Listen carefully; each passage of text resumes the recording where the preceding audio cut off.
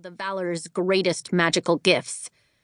The other claimed the Valerie was an enchanted prison that locked away all manner of magic beings, including an abomination that the Valors had created. Evangeline didn't know which account she believed, but she had no plans to allow Jax to get his cold hands on either magical gifts or magical monsters. The Prince of Hearts was already dangerous enough, and she was furious with him. Yesterday, after suspecting Jax had been the one to poison Apollo, Evangeline thought 5 words. I know what you've done. Guards had then removed him from Wolf Hall. To her surprise, he had left without a fight or a word. But she knew he would be back. He wasn't done with her yet, though she was done with him.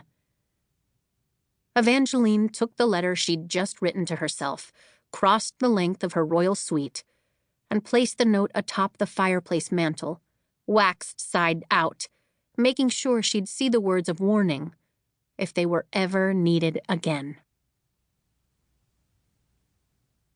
Part 1. A Cruelty of Curses. Chapter 1. There is a door deep inside the Royal Library of Wolf Hall that no one has opened for centuries. People have tried to set it on fire, break it with axes, and pick its lock with magical keys. But no one has so much as left a scratch on this stubborn door. Some say it mocks them. There is a wolf's head wearing a crown emblazoned on the door's wooden center, and people have sworn the wolf smirks at their failed attempts, or bares its sharp teeth if a person even comes close to opening this unopenable door. Evangeline Fox had once tried. She had pulled and tugged and twisted the iron knob, but the door would not budge. Not then, not before. But she hoped it would be different now.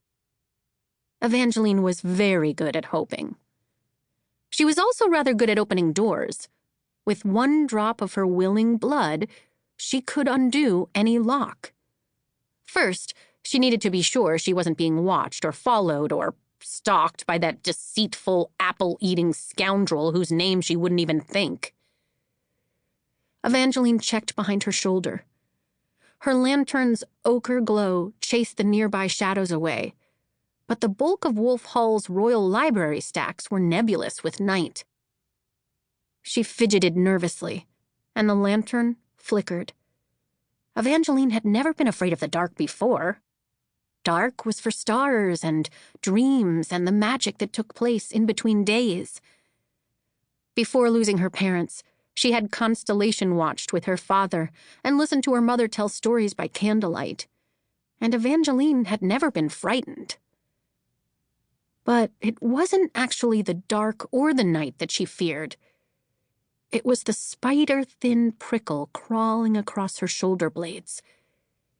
It had been with her since the moment she'd stepped out of her royal suite on a mission to unlock this door, in the hopes it would lead her to a cure that would save her husband Apollo.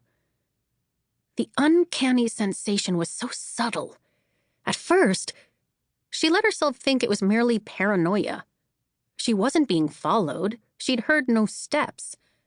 Until Evangeline peered into the library's dark, and a pair of inhuman eyes stared back, silver blue and brilliant and broken star bright.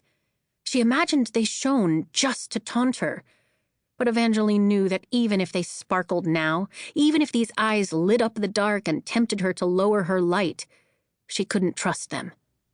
And she couldn't trust him. Jax. She tried not to think his name, but it was impossible not to as she watched him saunter out of the dim, indolent yet confident and handsome as ever. He moved as if the night should have been afraid of him. The tingling of her shoulder blades slid over her arms, an unsettling caress that went down to her one remaining broken heart scar.